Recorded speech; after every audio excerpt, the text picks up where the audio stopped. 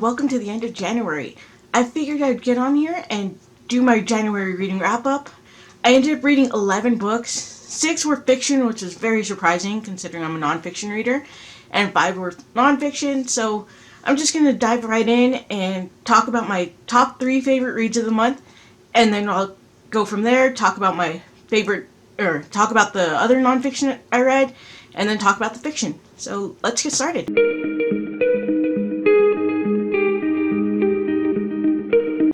At number 1, my favorite ended up being The Rise and the Fall of the Galactic Empire by Dr. Chris Kempshall. It's a Star Wars book that I got last Christmas, and it is absolutely incredible. This book was basically a history book set in the Star Wars universe, which was very cool and different from other Star Wars books I've read. So I really enjoyed that aspect. It goes into the history of how Palpatine came into power and how he had control for a while, and then kind of goes into the fall of the Empire. So I really enjoyed this book a lot more than I thought I would, and this ended up being my number 1 favorite book of January, so that was pretty neat. And then next, my number 2 favorite book was a nonfiction book, and that was Endurance, Shackleton's Incredible Voyage by Alfred Lansing. This book was published in 1959, which for me says a lot considering how much I loved it. I was absolutely enthralled with this book. It goes into this Arctic expedition in 1914, I believe, and I don't even know what to say about this book because I seriously got whiplash from it. I was so immersed in it, and when I would get back in my own reality, I had to do a double take because of just how deep I got into it, and just following these men, what they had to endure was absolutely insane. I love the writing style, his description, the personification was especially moving and very haunting. So I definitely rate this book a 5-star and highly recommend this one. It had been on my TBR for a while. Last year I saw it at the bookstore a lot, and a group finally was reading it this month. So I finally caved on it, and it ended up being so epic. I loved it. Definitely one of my favorite nonfictions ever at this point. And yeah, just absolutely love this book. Next, we have Mood Machine, The Rise of Spotify and the Cost of the Perfect Playlist by Liz Pelly. This book ended up being surprising, and this book I rated a 4-star. It was definitely a fun read, and I love Spotify. I'm addicted to it. So it was interesting to get into the whole the backstory of it, how it was created, and just kind of the algorithm behind it. So definitely a fun read, and really short too, as you can see. So really enjoyed this one.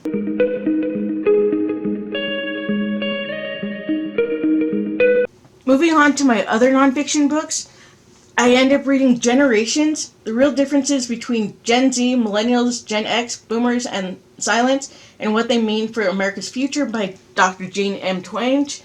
This book was a reread for me. I first read it in 2023 when it was released in hardback, but the paperback was finally released, and I'd been dying for the paperback since the hardback release.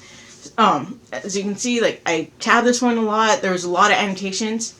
This book is kind of hard for some people to get through. I've heard people talk about how all the stats and the data is kind of difficult for them, but that's one of the reasons I love this book. It goes into a lot of statistics, a lot of research for various generations, and I love that you can read this book.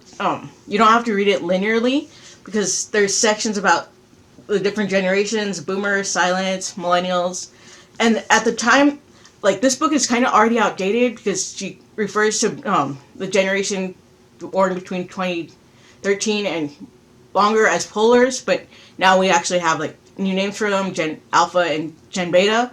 So I thought that's pretty interesting, and it's a fun read if you like statistics and data, which with certain topics I really enjoy. I love research, and this book definitely held up, especially 2 years later as a reread. So I highly recommend this one if you're into that kind of stuff. My next nonfiction book was definitely a fun one. It's been on my TBR for a while. I'd see it at the bookstore and always wanted to pick it up, but I wanted this version in paperback, and that is 60 Songs That Explain the 90s by Rob Harvia. This book was so fun. As a millennial, there's a lot of music in here that I could relate to, a lot that like I grew up listening to. It talks about the Cranberries, and I was obsessed with the Cranberries back in middle school and high school. Like, absolutely loved them. The first time I heard about the Cranberries was on the show Charmed. They had several songs on the episodes. I remember them singing "Just My Imagination" at P3, and that like has stuck with me this entire time. Let's see. It talks about just various music. It mentions Dave Matthews' song "Crash Into Me." Like, I never paid attention to the lyrics growing up, which I probably should have, but I didn't. And for me, that song like is. I immediately think back to the show Roswell. They use that song at the end of the pilot episode, and so like that, this book just like brings back a lot of the nostalgia, a lot of the memories I have of growing up listening to music. Tab did a lot of red flags, and like those are like just important information I found in this book. So definitely a fun read. Absolutely love it. And then my final nonfiction book is one I was really anticipating, but it ended up falling short. I gave this book a 3.5 star, and that is Y2K, How the 2000s Became Everything, Essays on the Future That Never Was by Call It Shade. This book was good, but it just lacked in a lot of ways. Like, if anything, it was so depressing.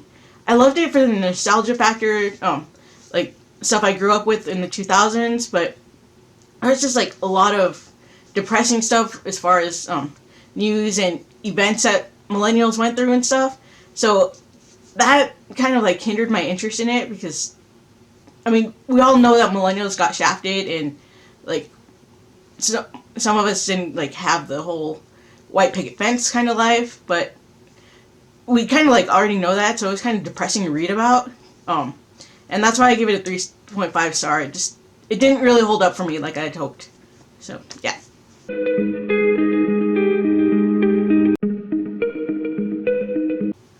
On to my fiction reads. I ended up reading Rogue One by Alexander Freed. I saw the movie back in 2016 when it came out, but I never like got around to watching it again, and I never read the novel adaptation. I was highly surprised. Of course, it's another Star Wars book. I should have mentioned that. But I was highly impressed with this book. It like surpassed my expectations on it. I gave it a 4 star. Hearing about Jin's story, her family story in particular, was very fascinating. I ended up tabbing it, highlighting. There's just like a lot of information in this book. It goes into Jin's family and how her father is responsible for a certain aspect in the Star Wars universe, which was very interesting, and I loved like all the aspects of it. When it came to said planet killer, I pretty much spoiled everything right there. But this book was incredible, and like I said, I liked him more than I thought I would, so that was pretty cool. My next pick, or the next book that I ended up reading, was The Hunger Games by Suzanne Collins. Of course, Sunrise on the Reaping is coming out in March, so I have to get back into this series. I didn't read this series until I was like in my 20s. My mom had wanted to see Catching Fire in theaters, and I hadn't gotten into the books prior to, but I've become a big fan of these books. My only critique and my only problem with these books is that I don't like reading books about food. That just like is a total ick for me. So that's what made these books hard to get to. Is like just all the mentions of food and all that stuff. I know it's a total weird thing I have. But other than that, like, I love this book, and the first book is my least favorite of all of them, except maybe Ballad of Songbirds and Snakes. I'm not sure yet. But when it comes to the original trilogy, Hunger Games is like my favorite. Mockingjay is my first favorite. Catching Fire is my second, and then Hunger Games. But overall, it's still a fun read and like really easy to get through. Love the characters and just love the detail about them. So I'm really excited for Sunrise on the Reaping. Like, we finally get Haymitch's story, and like he's no longer going to be fan fiction, which I absolutely love, and I can't wait for him to be canon. So, yeah. Next up, we've got this interesting book, and that is called Myths and Legends of the Sioux by Marie L. McLaughlin. My mom gave me these indigenous books for Christmas, and so I read this first one, and it's basically a bunch of short stories of different myths and legends from the Sioux tribe. My favorite in here was the one on Standing Rock and that legend. I thought that was pretty cool, especially because I've read nonfiction books about Standing Rock and the Dakota Access Pipeline, so I was really interesting to get into the backstory and the legend of that. And there's a few of the legends in here and fables that I end up highlighting, tabbing. So really fun book, really short and easy. It's less than, let me see. Yeah, less than 120 pages, so really easy to get it through, and gave this one a 4-star. The next book I ended up reading was a fiction book, and this one I gave it a 3-star, unfortunately. I had high hopes for it, but it just did not hold up. And that is The Day After Tomorrow by Whitley Strieber. This is the screenplay adaptation of the movie, and The Day After Tomorrow is one of my all-time favorite natural disaster movies. Hands down, it's by far, my favorite. And I was really hoping to get a lot more out of the book. There were a few scenes in here that weren't in the film, which I thought were pretty cool, but it just didn't really hold up like I'd hoped. It was pretty much the movie, but in condensed form, in book form, which was really neat, and don't get me wrong, I loved it, but I just had higher hopes for this book, so that kind of left me disappointed.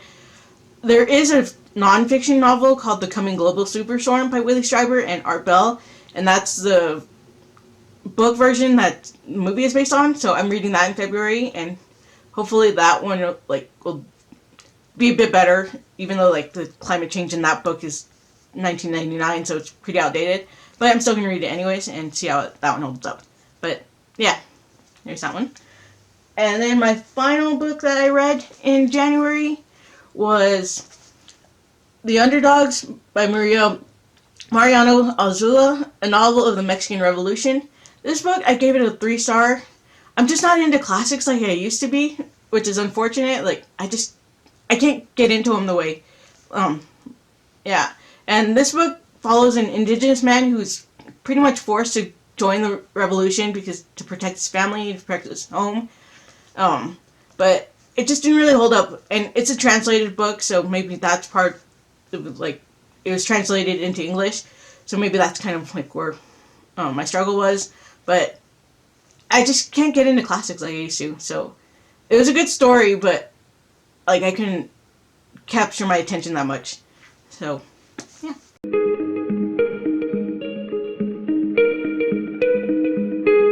And that does it for my January reading wrap-up. Like I said, I read 11 books. I read some awesome stuff, don't get me wrong, despite the 3-star ratings on some of the books, but they were still fun nonetheless. I've gotten an amazing TBR set for February that I'm really excited for, and I guess I'll talk to you guys in the next video. Bye!